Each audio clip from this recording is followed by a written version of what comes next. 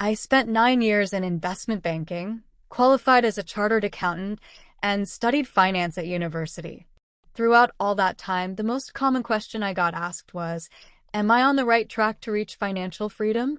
So in this video, I thought it would be interesting to pull back the curtain on the top 3 habits I see time and time again that stop people from reaching financial freedom and, more importantly, what you can do to make sure you're not one of those people.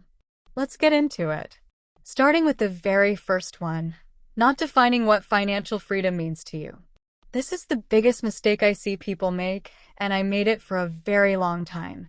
Let me tell you, if you don't know what financial freedom means to you, specifically to you, you will never reach it. The reality is, most people have this vague idea that financial freedom means having loads of money or being really rich. But that's not specific enough. Without a clear target, you're basically shooting arrows in the dark. For me, financial freedom 4 years ago, when I was still in my day job, was very, very specific. I wanted to earn a few £1,000s a month, enough to cover my core living expenses, not holidays, not new clothes, not fancy dinners, just my basic bills, because that would give me the ability to pursue work that I actually wanted to do without worrying about how I was going to pay for my life. For me, financial freedom meant taking off those golden handcuffs that had me chained to my banking job. It wasn't about getting a Lamborghini or a mansion. It was just about having the option to say no to work that wasn't intellectually stimulating and was draining my soul. But that was my definition. I knew people, or I was working with people in my wider team at the same bank, who had completely different definitions. Some wanted to send their kids to private schools without worrying about the fees. Others wanted to buy a house or eventually pay off the mortgage on their house so they didn't have to worry about it. One of my colleagues just wanted to take a few extra years off after having a kid. Everyone has a different version of financial freedom, and if you don't take the time to figure out what yours actually looks like, you're always going to feel like something is missing. You'll reach certain milestones and think, now what? Because you've never defined what you were actually working toward. I've been there. I've been on the cycle where I was constantly chasing the next thing, and I see it among so many other people. People who hit their savings goals and then immediately move the goalpost. They want to save X amount. They reach it, and instead of feeling accomplished and moving on to something else, they think, well, now I need Y. Or they get the promotion they thought they always wanted but still feel unfulfilled because the promotion was never really what they were after. So a really simple exercise that I did, and I mentioned it in one of my early videos as well, is to write down what a typical day would look like if money wasn't a factor. What kind of work would you do? Where would you live? Who would you be around? Who would you be spending your time with? How would you feel at the end of each day? Doing this for me gave me complete clarity about what I actually valued. That's why I'm saying this. The very first step is to gain clarity on what's driving you and what you need to achieve your specific definition of financial freedom. Once you know exactly what you're working toward, every financial decision you make from then on becomes so much easier. You'll know whether that money decision gets you closer to your goal or just further away from it. Number 2, playing it safe with money and getting stuck in the middle. So, now you know what you're aiming for. What do you actually do to get there? It comes down to mastering 4 skills, and each one builds on the other. Skill number 1 is earning money. This sounds obvious, but you need to earn enough to not just survive but to have something left over. If 100% of your income goes to your spending and expenses, you'll never move past this step. This might mean developing new skills, asking for a raise, starting a side hustle, or finding ways to increase your value in the marketplace. The goal isn't just to earn money, it's to continue increasing your income in a way that ensures you earn more than you need to live. Step 2 is saving that money. Once you're earning more than you spend, you need to actually save the difference, and this is where most people get stuck. They earn more money, but their lifestyle inflates to match their income. You get a raise, so you upgrade your car. You get a bonus, so you book a more expensive holiday. The key here, and it's absolutely key, is paying yourself first, automatically saving a percentage before you have a chance to spend it. When I finally started doing this, I'd get my paycheck, immediately move money to savings, and then live off what was left. That was the thing that made the biggest difference in how much I was able to save each month. If you haven't done that, pause this video and do it right now. Set up a direct debit from your main account to your savings account, and that savings account is something you cannot touch. Step 3 is investing.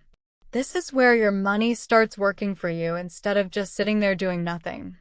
Here's the thing, your saved money after your emergency fund needs to grow, and it needs to grow faster than inflation, or you're actually going backward. If inflation is 3% and your money is earning 1% in a savings account, you're losing purchasing power every single year. Where do you invest that money? It could be an index fund, real estate, or a business. Anything that generates returns over time. But the main thing is to just start, because keeping all your money in cash is actually the riskiest thing you can do long-term since inflation is guaranteed to eat away at your wealth. If you think about it, would you rather take a calculated risk with the potential for growth or accept the certainty of losing money to inflation? Those are your two options. The people who achieve real financial freedom understand that you can't save your way there. You have to invest your way there. By the way, if you want to learn how to create the path to financial freedom and invest in a way that gets you on that path, I'm launching a bootcamp to walk you through everything step by step. It covers everything you need to know to get on the right track and create a future you're actually excited about. The waitlist is currently open, and you can find more information in the description below this video. Step 4, which most people forget, is knowing how to spend. There's no point in being miserable on the journey to a happy destination, because I can guarantee that when you get to that happy destination, you'll realize the best part was actually the journey. You need to find a balance that lets you enjoy life while building wealth. This doesn't mean blowing your budget on things that don't matter. It means being intentional about what you're spending on, because the goal is never to deprive yourself. The goal is to spend on what matters to you while still building your future. What's the point of financial freedom if you forget how to be free along the way? Honestly, if you can master these 4 skills, you're well on your way to financial freedom. Number 3. Staying in the learning phase for too long. The third habit that stops most people from reaching financial freedom is probably the most frustrating, because it's the one that keeps you stuck even when you know exactly what to do. You know you should start investing, but you're waiting for the market to be less volatile. You know you should start that side business, but you're waiting until you have more time. You know you should ask for that raise, but you're waiting until you feel more confident. You know you should cut your spending, but you're waiting until next month when things are less busy. Here's what I've learned the hard way. There is no perfect time to start something new, and there never will be.